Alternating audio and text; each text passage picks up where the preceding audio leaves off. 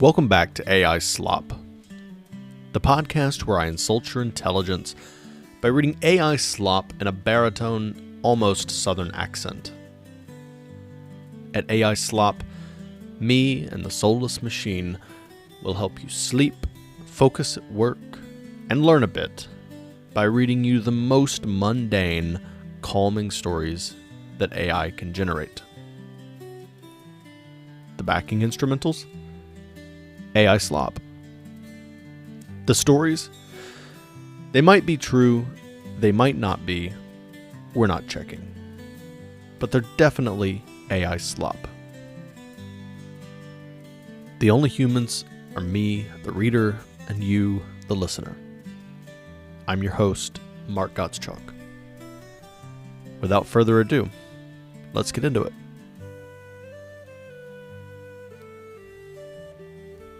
This episode concerns the East River in New York between the years of 1869 and 1883. It is an account of the sinking of wooden boxes, the spinning of steel wire, and the administration of a construction site by a person who was never seen on the construction site. Chapter 1. The Box. 1870. The East River.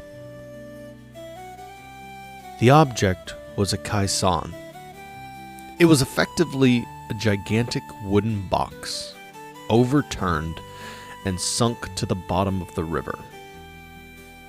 It was 168 feet long and 102 feet wide. The roof was made of solid timber, 15 feet thick. The purpose of the caisson was to provide a dry space underwater where men could dig. As they dug out of the mud and sand of the riverbed, the massive granite tower would be built on top of the box, pushing it deeper into the earth until it hit bedrock. Inside the box, the environment was pressurized. Steam compressors on the surface pumped air down through shafts to keep the river water out.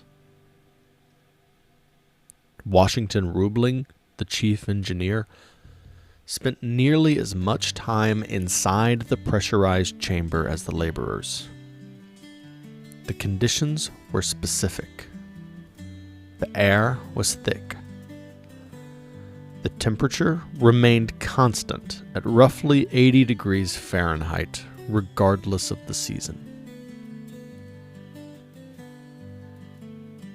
The only light came from calcium light and whale candles, which burned with a frantic bright intensity due to the excess oxygen.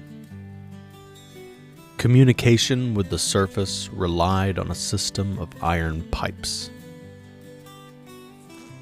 They sent up buckets of excavation soil, mud, rocks, shells. They received tools and bricks. In December 1870, a fire broke out inside the timber roof of the Brooklyn caisson. A candle had ignited the oakum caulking between the ceiling planks. Because of the high pressure, the fire did not burn with a flame. It charred the wood like a hidden infection, eating its way deep into the 15-foot thickness of the timber. Roebling was inside the caisson when it happened. He did not evacuate. He fought the fire for hours, drilling holes into the roof to locate the heat and injecting water. The smoke was toxic and dense. In his notes, Roebling described the aftermath. He wrote that the fire had been hidden, a, quote, latent spark that could not be drowned. He realized water alone was insufficient. He made a logistical decision. He ordered the Kaizen to be flooded. They pumped millions of gallons of river water into the box, sinking it completely and drowning the work for days. It was the only way to suffocate the heat. When they pumped the water out and re-entered, the wood was checked. The fire was out. The carpenters spent months repairing the charred timber with fresh concrete. The sinking resumed. Chapter 2. The Atmosphere. The pressure required to keep the water out increased as the Kaizen went deeper. At 45 feet below the surface, the pressure was roughly 20 pounds per square inch above atmospheric pressure. At 70 feet, it was nearly 30 pounds. The men working in the Kaizen began to exhibit symptoms upon returning to the surface. They called it Grecian bends, or simply the bends, because the pain in the joints caused the men to hunch over. Nitrogen gas, dissolved in the blood under pressure, was expanding into bubbles when the pressure was released too quickly. In 1872, Washington Roebling spent 12 hours in the Kaizen, helping to supervise the pouring of concrete to seal the chamber. He surfaced. The pain struck him immediately. He collapsed. He was ferried back to his home in Brooklyn Heights. He did not die, but the damage to his nervous system was comprehensive.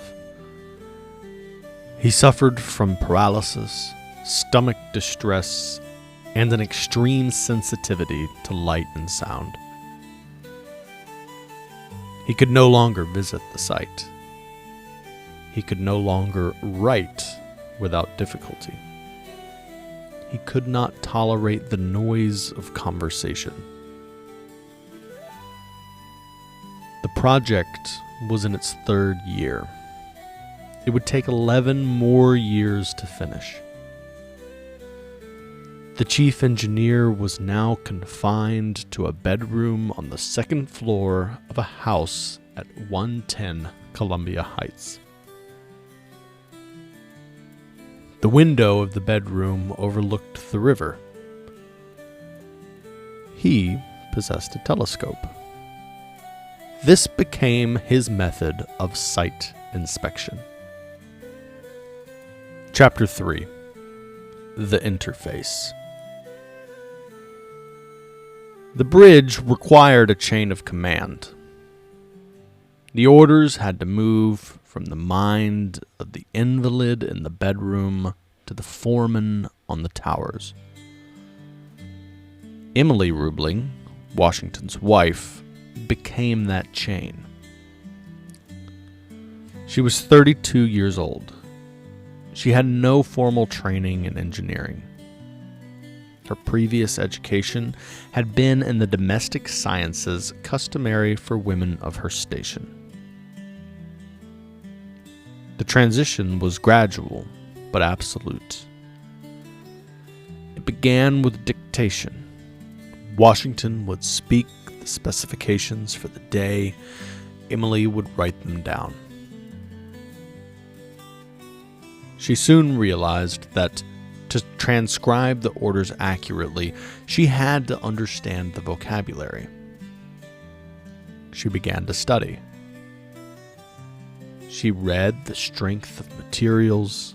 She studied the stress analysis of catenary curves. She learned the specific chemical compositions required for steel cables. she became the visible face of the chief engineer. She went to the site. She met with the assistant engineers, Martin, Collingwood, Payne. She delivered the instructions for the placement of the limestone blocks. She answered questions regarding the tension of the stays. The politicians and the board of trustees became restless. They wanted to replace Washington. They believed a paralyzed man could not build the longest suspension bridge in the world. Emily managed the politics. She drafted the correspondence. She met with the trustees. She did not plead. She presented technical data. She demonstrated that the work was proceeding exactly according to the schematics. In his private journals, Washington noted her capacity. He wrote that at first she was his amanuensis, a scribe. Later, he acknowledged that her grasp of the engineering had become intuitive. She was not just carrying messages. She was filtering them, clarifying them, and ensuring their execution. For nearly a decade, the bridge was built by a man watching through a telescope and a woman carrying a notebook. Chapter 4. The Wire. 1877. The towers were complete. They stood 276 feet above the water. Gothic arches made of limestone and granite. Now came the cables. The design called for 4 main cables.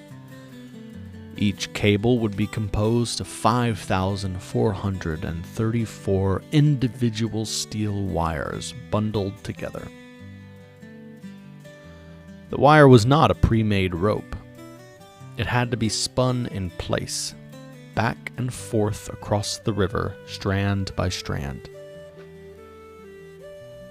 A continuous loop of rope called the Traveler was set up between the anchorages in Brooklyn and Manhattan. A carrier wheel was attached to the Traveler. The wire was hooked onto the wheel. The engine engaged. The wheel moved across the river, pulling the wire behind it. It took years. The carrier wheel crossed the river tens of thousands of times. The routine was hypnotic. Men stood on narrow wooden catwalks, suspended hundreds of feet in the air, clamping the wires together as they were spun. They worked in wind, rain, and snow. In 1878, a discrepancy was found. The contract for the steel wire had been awarded to J. Lloyd High. The specifications required crucible cast steel, galvanized with a specific tensile strength. Inspectors realized that High was submitting inferior wire. He was taking the good wire that had passed inspection, loading it onto a wagon, driving it out the back gate, and then bringing it back around to the front gate to be inspected again. Meanwhile, the wagons going to the bridge were loaded with brittle, rejected wire. By the time the fraud was discovered, tons of the weaker wire had already been spun into the cables. It was impossible to remove it without dismantling the entire structure. Washington Roebling made the calculations from his bedroom. He reviewed the safety margins. The bridge was designed to be 6 times stronger than necessary. With the bad wire, it would only be 5 times stronger than necessary. He ordered a logistical correction. They would not remove the bad wire. Instead, they would add 150 additional good wires to each cable. The work continued. The wire was wrapped. The suspender ropes were hung. The steel deck beams were laid. Chapter 5. The Opening. May 24th, 1883. The bridge was finished. It was termed the 8th wonder of the world. It was the first steel wire suspension bridge. The opening ceremony was a matter of civic scale. The President of the United States, Chester A. Arthur, and the Governor of New York, Grover Cleveland, walked across the span. There were military bands. There were cannon salutes from the ships in the harbor. Washington Roebling did not attend. He remained in his room on Columbia Heights, watching the procession through his telescope.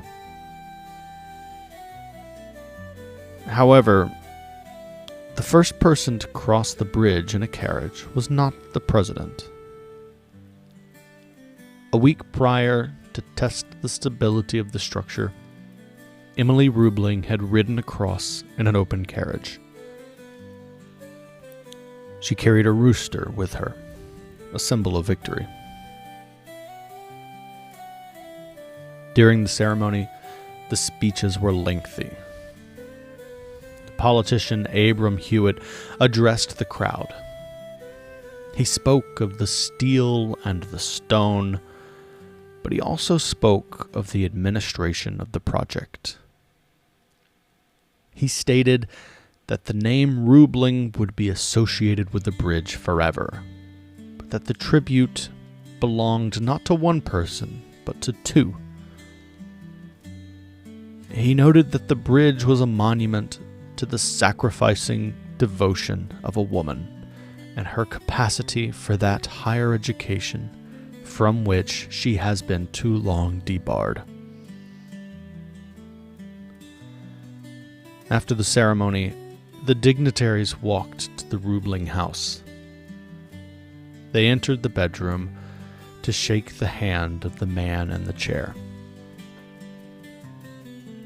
The next day, the bridge opened to the public. 150,000 people walked across. They paid 1 penny each. The routine shifted from construction to maintenance. The painters began painting. The toll takers began collecting.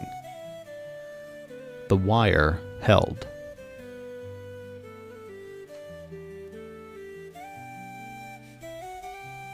The Brooklyn Bridge is not a result of inspiration.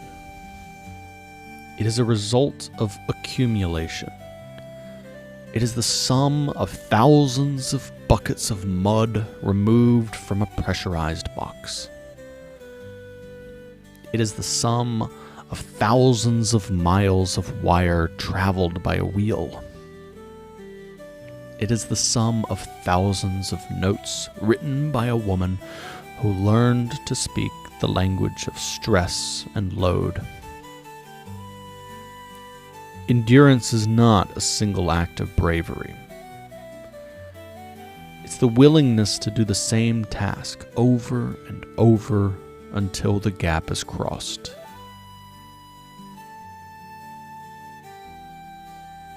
This has been Mark Gottschalk for AI Slop.